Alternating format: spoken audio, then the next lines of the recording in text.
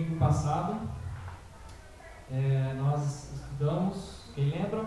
Qual foi o versículo? Qual foi a promessa? Satisfação. Isso, promessa de satisfação. Mateus 5 e 6.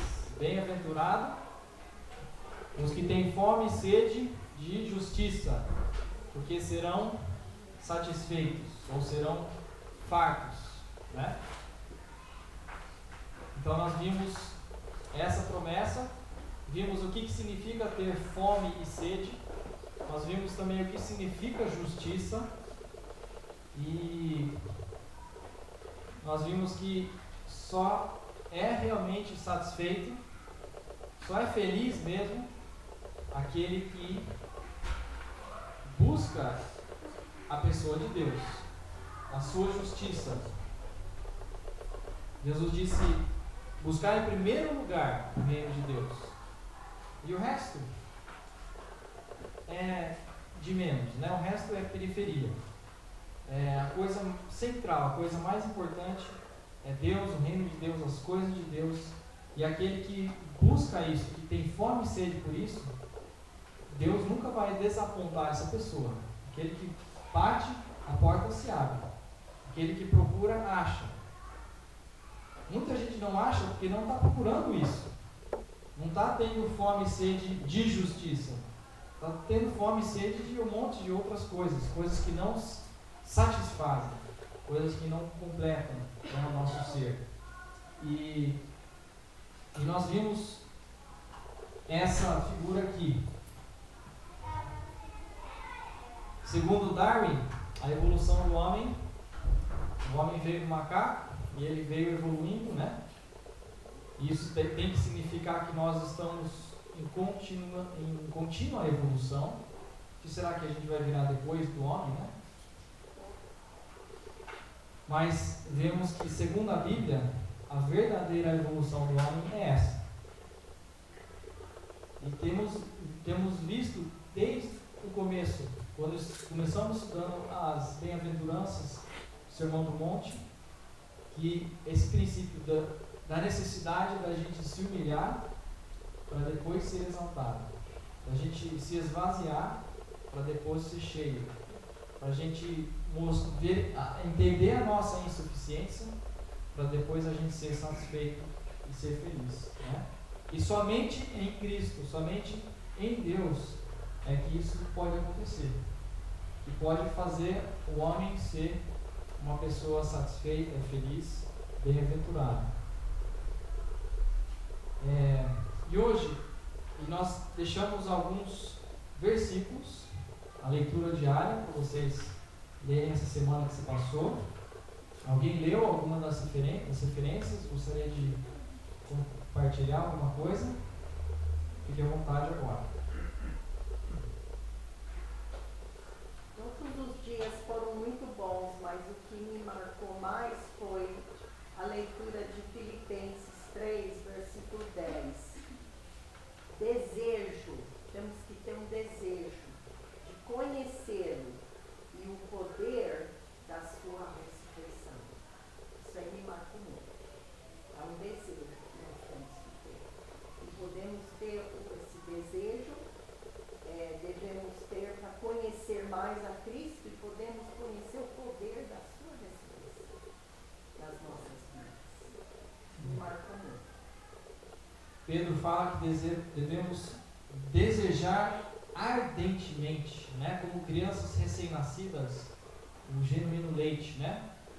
Temos que, é um desejo, mas se a gente poder fazer uma relação desses desejos de Filipenses com o que nós vimos em Mateus, fome e sede é esse desejo ardente, é uma necessidade, é uma coisa que não tem fim. Você não fica contente, satisfeito até você conseguir aquilo que você está buscando, né?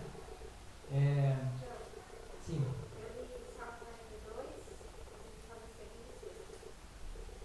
Começou bem e terminou bem.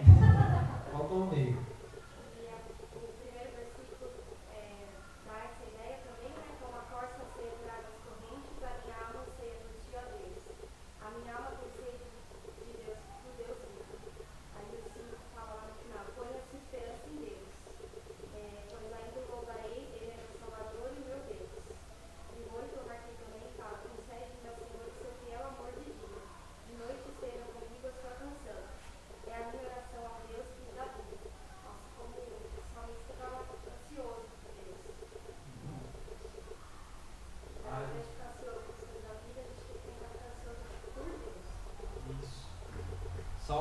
outro salmista, não sei se é o mesmo, mas no Salmo 37, confia no Senhor e mais Ele fará. A nossa esperança tem que estar em Deus, né? E quando nós estamos com esse foco, com essa esperança, essa confiança em Deus, o mundo pode estar caindo, o mundo pode estar virado, o mundo pode estar de ponta cabeça, mas você está bem. Porque aquilo que é mais importante, que é a sua comunhão com Deus, ela está bem. E aí nada vai te abalar, né? Mas quando você, o inverso é interessante, quando a gente não está bem com Deus, parece que qualquer coisinha é um motivo da gente ficar desestruturado, da gente ficar ansioso, nervoso, e parece que tudo vai mal. É o oposto, né? E quando o mais principal é a nossa comunhão com Deus não está bem, nada, o resto vai tudo mal. E então, hoje nós vamos ver mais uma promessa, que é a promessa de misericórdia. Eu agradeço a Luísa e a Melissa pela contribuição. Hoje nós vamos ter mais algumas referências baseadas nessa promessa de misericórdia, que é o versículo seguinte de Mateus, capítulo 5 e o versículo 7. Bem-aventurados os misericordiosos, porque alcançarão misericórdia. A foto de um homem aqui estendendo o braço. Imagina você nesse precipício e você caindo ou não conseguindo subir, e alguém estendendo sua mão para te ajudar, sendo misericordioso com você. Nós temos essa promessa, que alcançaremos misericórdia.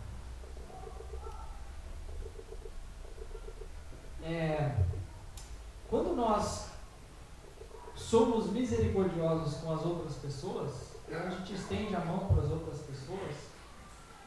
pessoas vão fazer o mesmo com a gente, né? Elas vão também querer nos ajudar, vão querer também conceder misericórdia para conosco. E então a nossa atitude de misericórdia acaba contagiando o outro.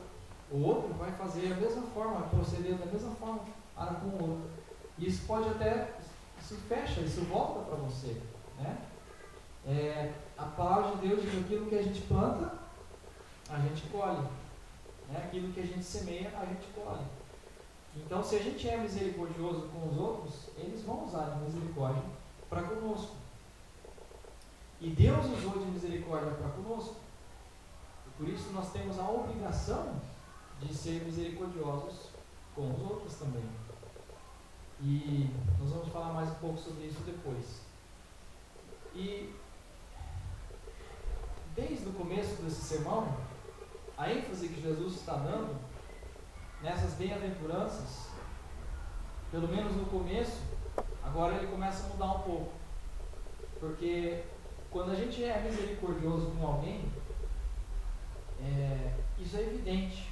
A pessoa sente, a pessoa vê, a pessoa é abençoada por isso. Então acaba sendo uma ação, ela sai de dentro de você, mas ela transparece numa atitude, né, numa ação. Então a gente começa a ter evidência da vida que está dentro de nós. Mas essa evidência não vai ser real se não houver vida, essa vida dentro de nós. Por isso que Jesus começou o sermão primeiro enfatizando o problema que está lá dentro, a vida que não existe em nós. Ele fala que para que exista essa vida em nós, a gente tem que ser pobre de espírito, a gente tem que chorar, né? A gente tem que ser manso. Essas são características que ninguém vê, ninguém necessariamente vê, são coisas internas, são coisas que acontecem no espírito.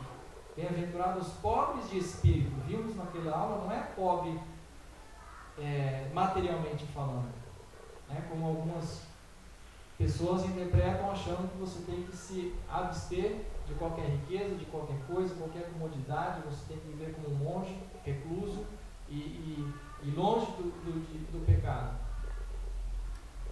Não é isso. Jesus veio para onde havia pecado, Jesus veio para o mundo, Jesus veio para habitar entre nós, um lugar mais pecaminoso do que esse mundo, né?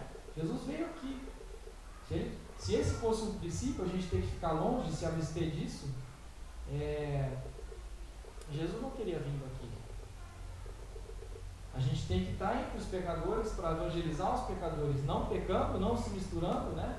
Mas o princípio aqui é pobreza de espírito, é algo que é lá dentro. E nós não vamos mostrar nenhuma evidência externa se lá dentro não houve essa mudança, essa transformação. E a palavra de Deus dá ênfase, a ênfase é no que você é, no seu ser, não no que você faz. O que você faz é uma consequência. As obras são uma consequência da sua fé. Não, né? Primeiro as obras, para depois a fé. Primeiro é necessário você ter fé. Primeiro é necessário você nascer de novo. Primeiro é necessário que o seu espírito seja vivificado e você passe a ter vida espiritual. Daí vai transparecer nas suas obras, nas suas atitudes. Né? E Tiago fala, as obras, a fé sem obras é morta. Mostra que não tem vida lá dentro. Porque as obras não estão mostrando, não estão evidenciando isso. Essa marca aqui, se você comprar um computador e não tiver esse logo, ele vai custar mais barato. Porque essa tecnologia, Intel Inside, é uma tecnologia que ninguém vê. Quando você compra o computador, está lá dentro uma pecinha, um microchip que ninguém vê. Mas que com aquilo ali funciona muito melhor. Né? Ou então essa marca aqui, que a Julie conhece muito bem, que ela trabalha para a empresa dessa marca. A roupa que é feita com esse tecido lycra. Né? Você compra a roupa, você não sabe que tem lycra ali. Você só sabe quando veste, quando você usa. E ela estica, ela molda o seu corpo perfeitamente. Né? E essas empresas, elas têm que fazer um marketing muito grande, porque são produtos que você não vê, mas que fazem um bem muito grande e que geram um valor, né, para o produto. Não é que nem a Coca-Cola. Você vê o produto e você toma e aqui faz um mal. Aqui é o contrário, você não vê e faz um bem tremendo. Né? E a nossa vida é da mesma forma. A gente não vê. A transformação que ocorre dentro de nós, ela é no nosso espírito, na nossa alma, no nosso íntimo. E se existe esse produto lá dentro, isso vai transparecer. Né? Vai se externalizar. Você vai ser misericordioso porque você já conhece a misericórdia. Você vai perdoar os outros porque você já sabe o que é o perdão de Deus. Você vai amar os outros porque você já experimentou o amor de Deus. Então aquilo está dentro de você. Você sabe o que é aquilo. Então você já experimentou e você pode então deixar isso transparecer na sua vida. O que é a misericórdia? Então vamos entender o que é a misericórdia. Alguma ideia, algum palpite? Parece que a segunda metade da palavra tem a ver com coração, cardíaco. E a primeira com miséria. É quando você entende os outros e as violências, se coloca no lugar dos outros. A definição de Barclay, ele diz o seguinte: é a capacidade de entrar em outra pessoa até que praticamente podemos ver com os seus olhos, pensar com a sua mente, sentir com o seu coração. É mais do que sentir piedade por alguém. É justamente o que a Melissa falou, é você se colocar no lugar da pessoa, se condoer de tal forma que você se coloca no lugar dela e sente a miséria dela, né? Tem a ver com o coração, a miséria que aquela pessoa está passando. Você então faz alguma coisa por isso. Não é só um sentimento que você você sente piedade, você tem dó. Não, você vai além. Você tem dó e você então faz alguma coisa por isso, porque você vê a miséria daquela pessoa. Então você estende a mão, você dá o ombro, você dá um abraço, você dá um dinheiro, você faz alguma coisa para tirar a pessoa daquela condição, para aliviar o peso, a carga que aquela pessoa está levando. A misericórdia é ver uma pessoa sem alimento, dar comida. Uma pessoa solitária, ele fazer companhia. É atender às necessidades e não apenas senti-las. Né?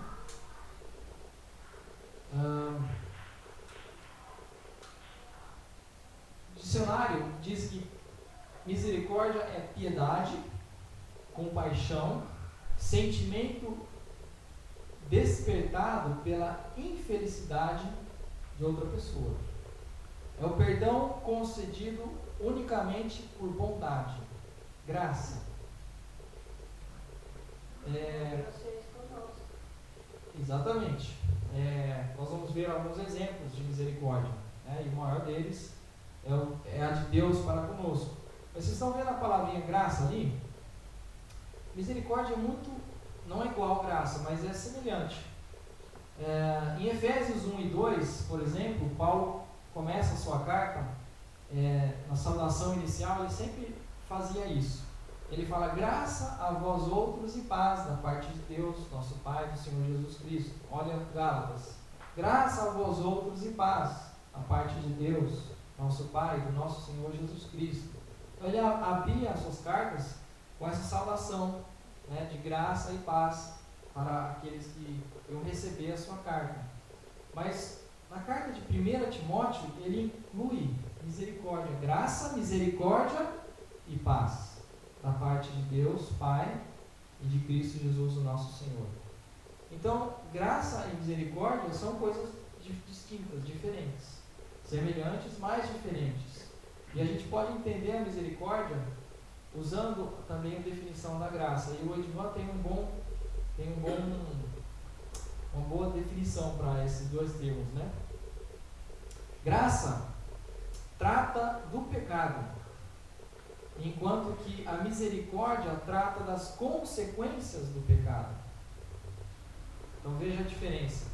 A misericórdia, ela trata das consequências do pecado. Uma pessoa, ela está sofrendo por causa do pecado, então você vai lá e tenta aliviar aquele sofrimento. A graça significa conceder uma benfeitoria ou fazer o bem para aquele que não merece o bem. Misericórdia significa deixar de aplicar o mal para uma pessoa que merece. Então Deus foi gracioso para conosco quando Ele nos amou, mesmo não sendo merecedores. Quando nós éramos fracos, ímpios, pecadores, mesmo assim Deus nos amou. Então Ele fez uma coisa por nós, uma coisa boa, e aí mandou o seu Filho, nos deu perdão dos nossos pecados, tudo isso sem a gente merecer. É um presente que você ganhou do nada, caiu do céu. E a misericórdia, agora Deus foi misericordioso em tirar ou aliviar as consequências do pecado na nossa vida. Não sei se deu para entender, muito semelhantes, mas embora diferentes, né? Alguns exemplos de misericórdia, e com esses exemplos a gente vai ajudar a esclarecer um pouco essa definição. José, um exemplo no Velho Testamento.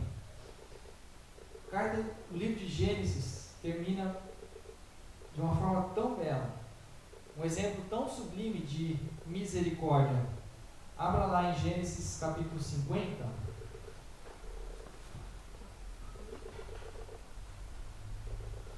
E no versículo 20, no final da vida de José, vocês lembram tudo que os irmãos de José fizeram para ele? Venderam ele lá como um escravo, como alguém que nem era irmão deles.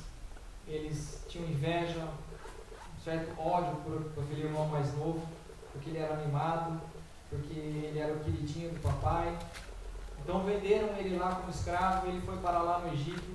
Né? Lá no Egito ele foi preso, passou por tantas coisas, e no fim ele conseguiu uma posição de destaque, né? E ele fez parte do governo, a autoridade ali no Egito. E depois, quando houve aquela fome, estou resumindo bem a história, né? Mas houve aquela fome na terra onde ele habitava e onde seus pais, os seus parentes, seus irmãos ainda habitavam. E eles então vieram para o Egito em busca de mantimentos, busca de comida, de ajuda. E quando José encontra com os seus irmãos, depois de tantos anos, e depois de ter passado por tudo aquilo, José poderia ter sido um homem de rancor, um homem que guardava mágoa, um homem triste, um homem abatido, porque imagina se ele ficasse guardando aquilo que os irmãos fizeram para ele. E às vezes a gente faz isso, né? Fica guardando uma coisa e aquilo vai nos consumindo, aquilo vai nos atrasando, atrapalhando. Mas José não, ele esqueceu, né? E olha o que ele fala no versículo 20 de Gênesis 50. Vós, na verdade, intentaste o mal contra mim, porém Deus o tornou em bem, para fazer, como vedes agora, que se conserve muita gente em vida. Através da ajuda, da comida, do alimento que o Egito poderia prover, ia salvar a vida de muita gente ali, né? Inclusive da família de José. E José, ele usou de misericórdia para com seus irmãos. Olha, eu poderia punir vocês, eu poderia me vingar de vocês, eu poderia castigar vocês pelo que fizeram. Eu tenho hoje um status, um poder, uma autoridade. Vocês estão vindo aqui agora pedindo, eu não vou dar comida para vocês. Vai, volta para casa. Eu poderia ter feito qualquer coisa, mas ele estendeu a mão, ajudou, proveu, não levou em conta aquilo que eles tinham feito anos atrás. Isso é um ato de misericórdia. Eles mereciam juízo, e não foi aplicado o juízo, foi aplicada a misericórdia. Outro exemplo é a do bom samaritano, lá em Lucas 10, parábola do bom samaritano. E muitos passaram pela estrada e viram aquele homem maltratado, judiado na beira da estrada, talvez quase morto, e ninguém parou. Talvez muita gente teve dó, coitado, tiveram piedade talvez, mas ninguém levantou o dedo para ir lá e ajudar. E um homem parou, um homem samaritano, parou, limpou as feridas, levou ele até um hotel, até uma hospedagem, cuidou daquele homem, né, deixou dinheiro para pagar pelas despesas que iam correr ali. Então esse homem bom samaritano foi misericordioso.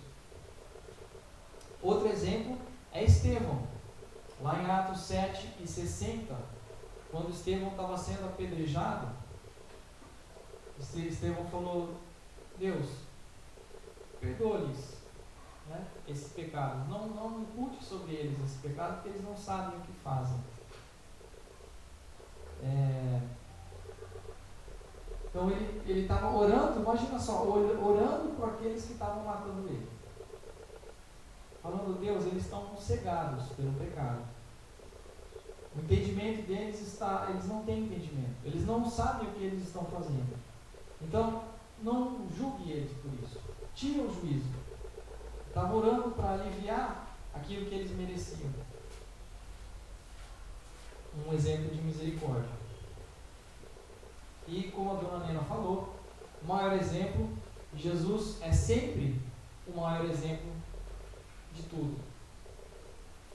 Nosso Senhor Jesus Cristo, nosso Mestre, em 1 Pedro 1:3, por exemplo, nós lemos: Bendito Deus e Pai de nosso Senhor Jesus Cristo, que segundo a sua muita misericórdia nos regenerou para uma viva esperança, mediante a ressurreição de Jesus Cristo de entre os mortos. Segundo a sua muita misericórdia. Foi necessário, da parte de Deus, muita misericórdia para ele fazer o que ele fez. Vamos ler mais algumas referências? Quem achar, pode abrir e ler. Quem achar primeiro, Judas 1:21. Quem achou pode ler. Judas 1, versículo 21. Guardai-vos no amor de Deus, esperando a misericórdia de nosso Senhor Jesus Cristo para a vida eterna. Esperando a misericórdia do nosso Senhor Jesus Cristo. Outra pessoa pode ler 1 Pedro 2 e 10.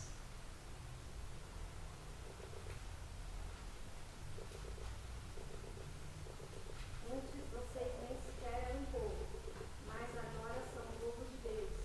Não haviam recebido misericórdia, mas agora receberam. Isso, não tinhas alcançado misericórdia, mas agora alcançastes misericórdia. Outra pessoa pode ler Tito 3 e 5.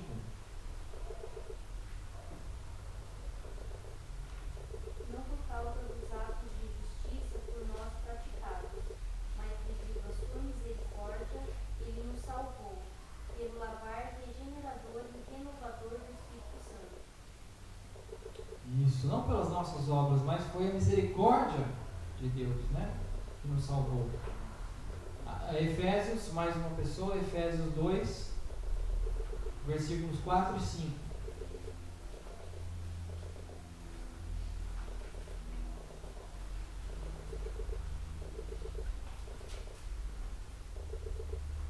Todavia Deus, que é rico em misericórdia, pelo grande amor com que nos amou, deu-nos vida com Cristo, quando ainda estávamos mortos em transgressões, pela graça vocês são salvos.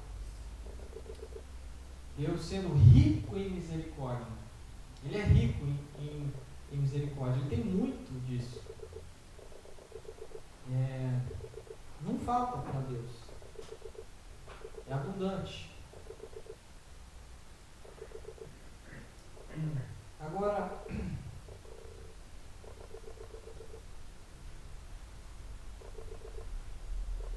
falamos no começo que isso tem que ser uma coisa de dentro para fora, né? Tem que ser uma coisa que vem lá do nosso espírito. Jesus condenou os fariseus, chamou eles de raça de víboras, de hipócritas, como sepulcro caiado, que por fora mostravam uma coisa, mostravam uma beleza, uma santidade, né? Uma obediência, uma religiosidade, mas por dentro Jesus falou que eles tinha ossos mortos, e não tinham vida dentro deles. E a gente vai ter muita dificuldade de ser misericordioso se a gente não tem dentro de nós essa misericórdia. Isso tem que ser algo que vem de dentro para fora. Agora, surge a pergunta: bem-aventurados misericordiosos, porque alcançarão misericórdia. Então, será que é uma condição eu tenho que ser misericordioso para eu então alcançar a misericórdia? Para eu então receber depois como recompensa a misericórdia de Deus ou de outra pessoa?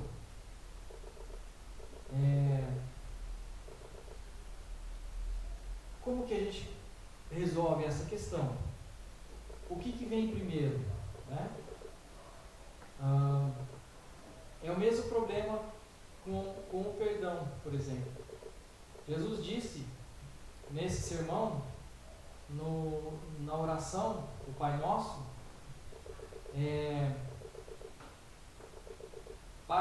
perdoa-nos as nossas dívidas, assim como nós temos perdoado os nossos devedores.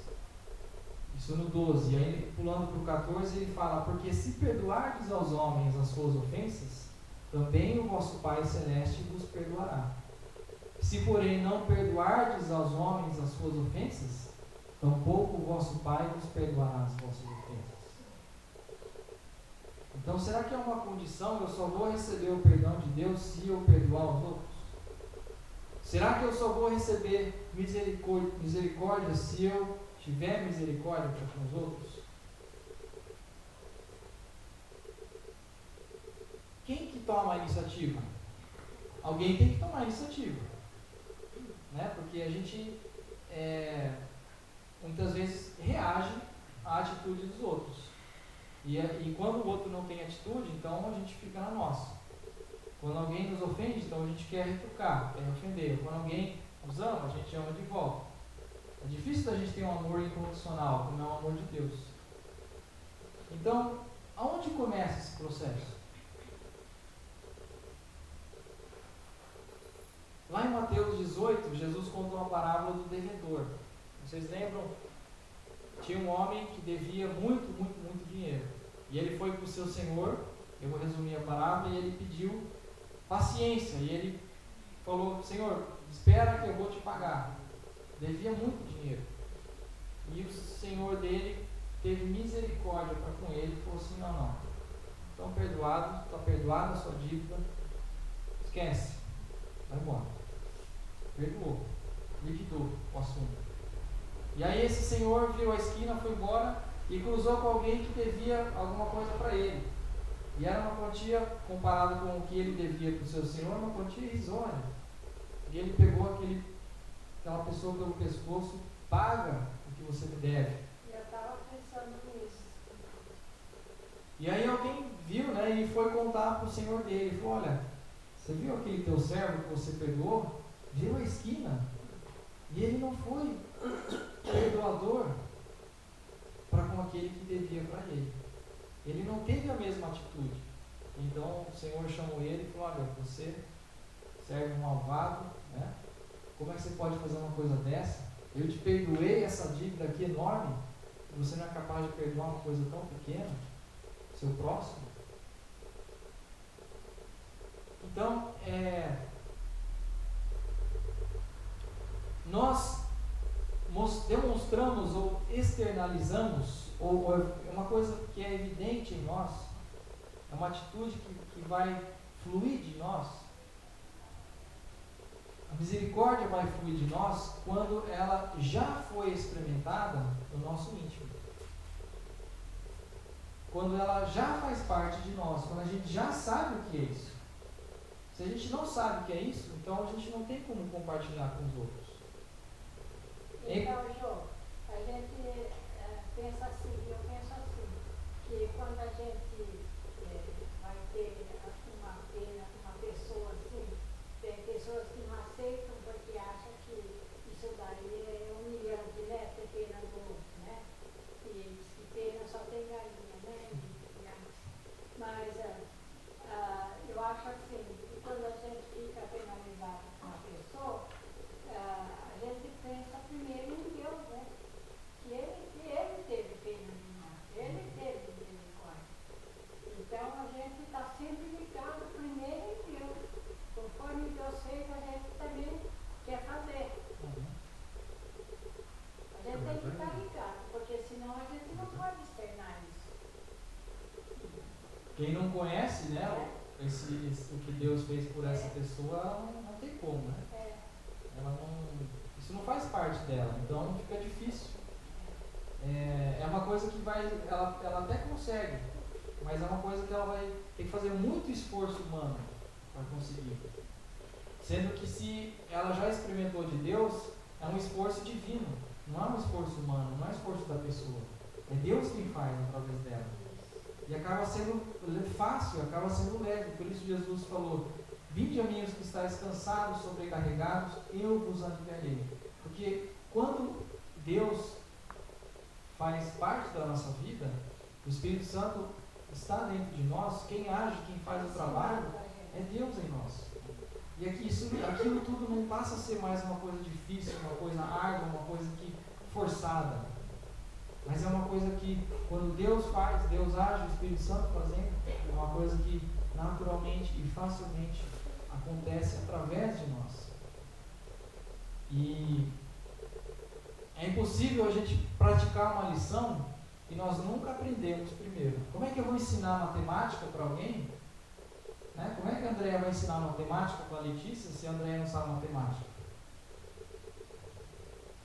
Não tem como, a Andréia tem que saber um pouco da matemática para ela repassar para os outros. E aquele servo que não perdoou o seu devedor, ele não aprendeu. Ele foi perdoado pelo seu Senhor, mas ele não aprendeu a lição, ele não entendeu.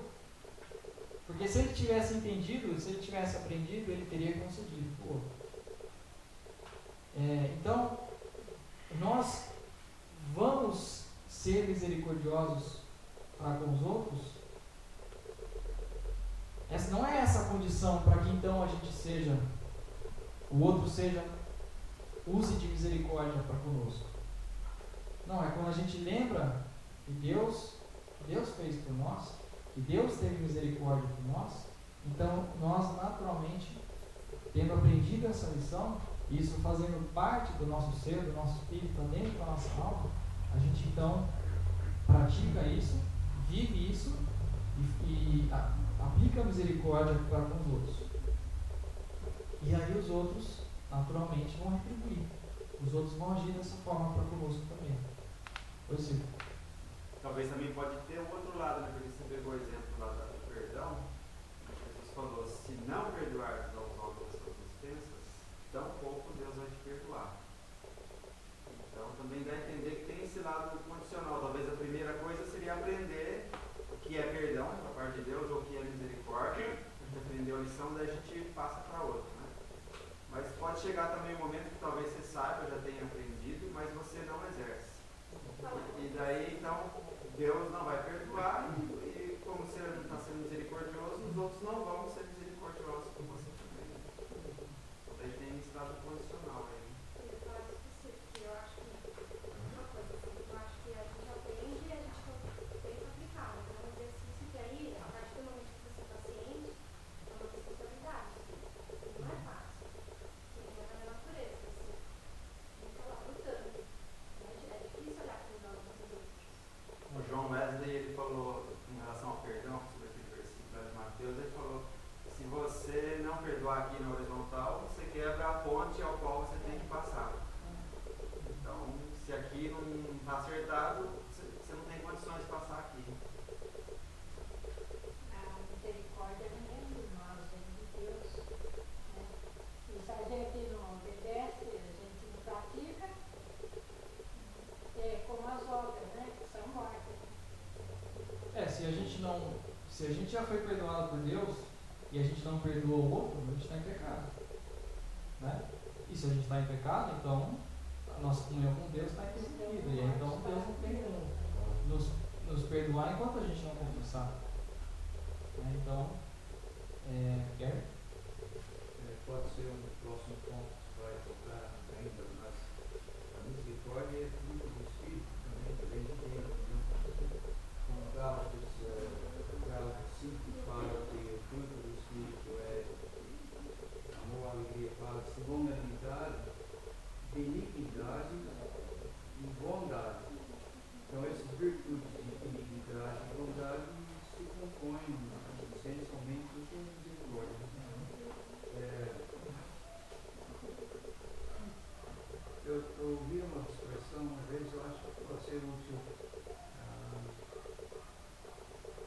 Misericórdia é graça em ação. Então, a pessoa tem que ter essa virtude de ser misericordiosa. É graça mesmo. E dar misericórdia desse espírito, a atitude de ser misericordioso, quando aciona isso, né, quando isso é realizado, é graça sendo fluindo, a graça flui da misericórdia. Eu não sei se eu tenho correto, mas eu achei interessante essa expressão. A graça é misericórdia de Deus em ação. Muito bem. Vamos ver alguns tipos de misericórdia, alguns exemplos. Como é que a gente pode ter misericórdia? Sim. Sim. A gente está falando que esse fala de dons, misericórdia é dom? Romanos 12, versículo 7.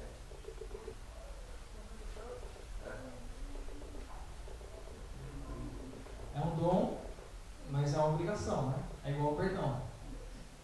É uma atitude cristã, que é para todo cristão, mas quem tem o dom de misericórdia acho que vai ter mais facilidade de exercer essa Aqui tem pessoas que elas não precisam exercitar, elas nascem sendo misericordiosas. Eu já conheci pessoas que demonstram esse amor pelo próximo, sabe? Parece que o dom está lá. Está intrínseco nelas. Mas cuidado que não é assim aquela pessoa boazinha. Não. Né? Não é ser misericordioso. Parece compadece. Se compadece com as pessoas, é o que foi falado no início. Se coloca no lugar da pessoa e quer participar da dor, quer participar da ajuda, entendeu? Sofre, Então, alguns que sofrem, né? Sofrem com aqueles que sofrem, tentando ajudar de alguma maneira, né? Quem tem esse dom, né, como o senhor estava dizendo, Eu creio vai, que é tão vai fluir bastante dela, é uma coisa anormal. Né? santo. Então, Mas- não é um dom de todos. Então, aqueles que não têm, precisam praticar. Precisa praticar. Agora, às vezes, Através da palavra de da palavra Deus. de Deus. É. Como evangelismo, né? Tem alguns que têm o dom, mas não desobriga todos nós de evangelizarmos. Né? Muito bem.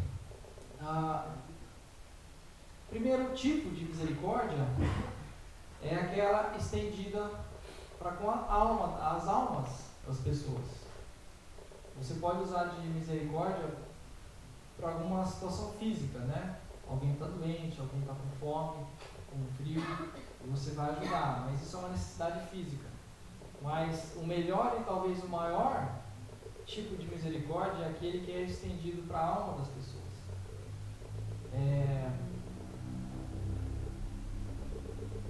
Chorando pelas almas.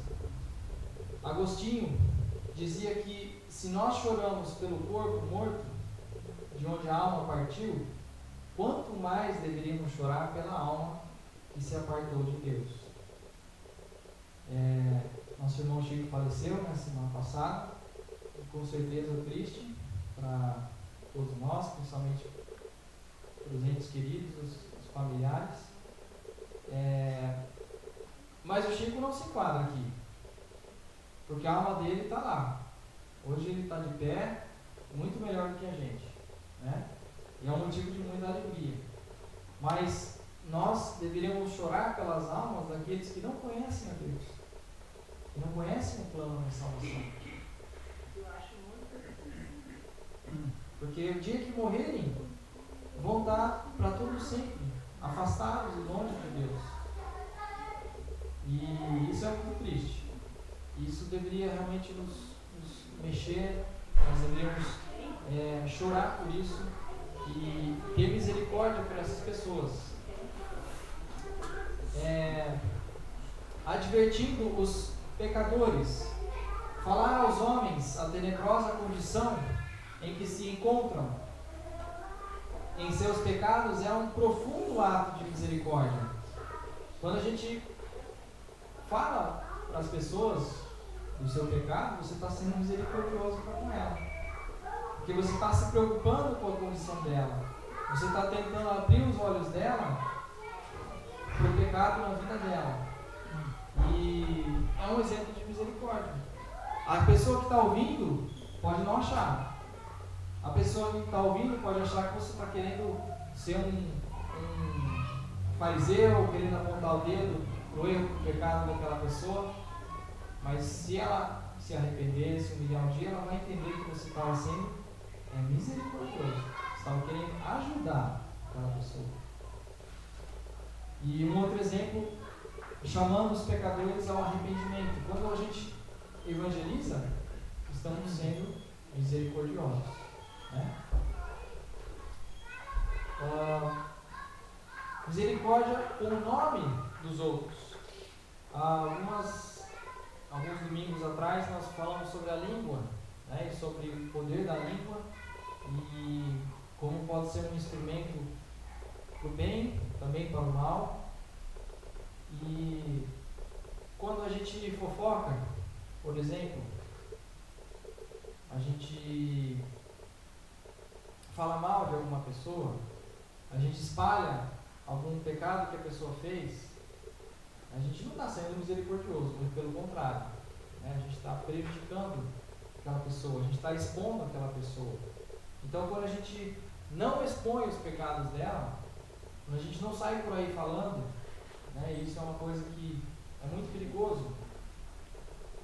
Às vezes você chega para um irmão e você confidencia alguma coisa, alguma dificuldade sua, algum pecado seu, se você não escolher bem esse irmão pode sair por aí falando, ele pode piorar a sua situação, né? E isso vai quebrar a sua confiança com Ele, vai ser uma coisa muito prejudicial.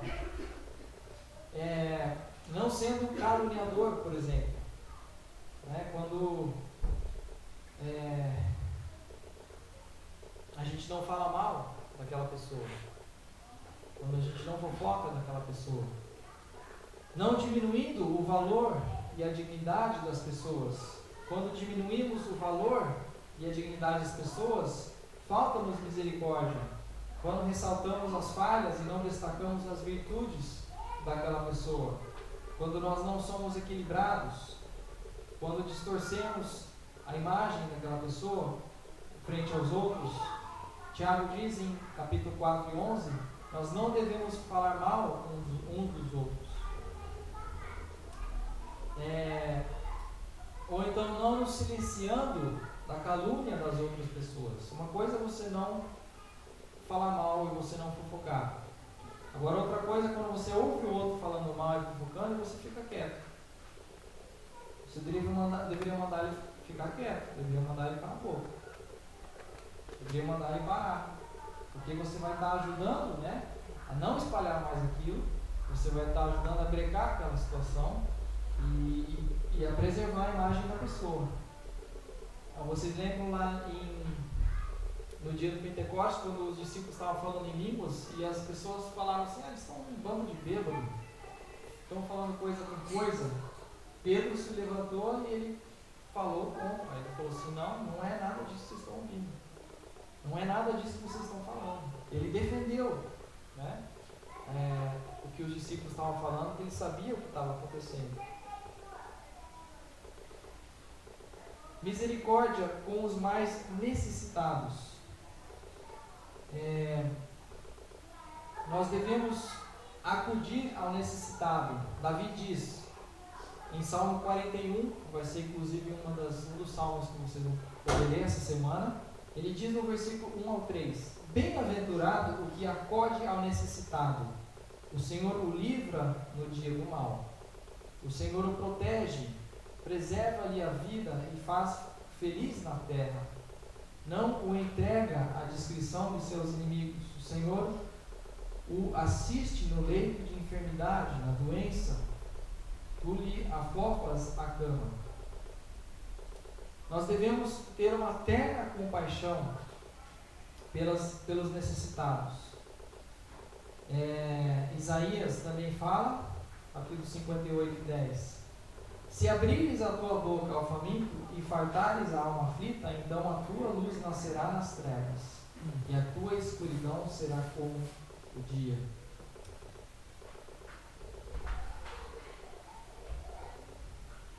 E devemos também ter misericórdia com os nossos inimigos. Não só com aqueles que necessitam, os que mais precisam, mas até, e além disso, até com os nossos inimigos. Né? O exemplo de Estevão, né? Abençoando, ou orando por aqueles que estavam apedrejando.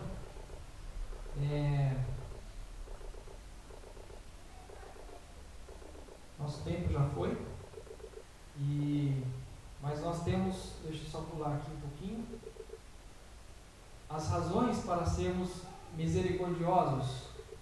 E eu só queria enfatizar os últimos 2 pontos, a gente termina com isso. Porque nós seremos recompensados nessa vida. Nessa vida, a gente já vai experimentar a bênção disso. Os outros vão usar de misericórdia para conosco. Vai contagiar os outros. Isso vai voltar para a gente. No começo da aula eu pus aquele símbolo da reciclagem, né?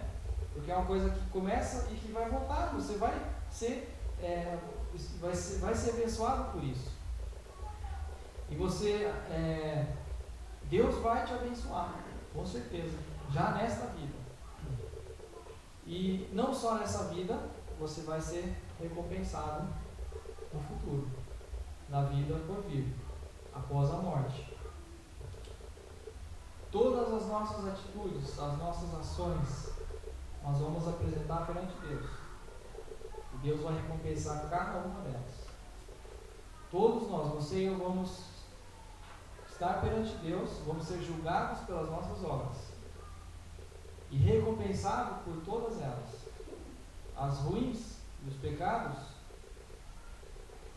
Jesus pagou o preço. Então, Deus não vai exigir de nós nada, porque Jesus pagou. E as boas, Ele vai falar: toma aqui tua recompensa. Você foi misericordioso aqui, ali, você perdoou, você... todas as nossas obras, até aquelas que estão escondidas, que ninguém sabe, só Deus sabe, Deus vai recompensar cada uma delas. Então nós temos muitos motivos para aplicarmos a misericórdia em nossa vida, e temos essa promessa de que ela vai voltar, alcançaremos a misericórdia, não só nessa vida, no porvir. Então eu queria deixar a leitura para vocês essa semana, Lucas 10, que é aquela parábola do servo que foi perdoado. Salmo 41 na quarta-feira. A Rosilene está entregando uma folhinha para cada um. Dessa vez eu lembrei de fazer.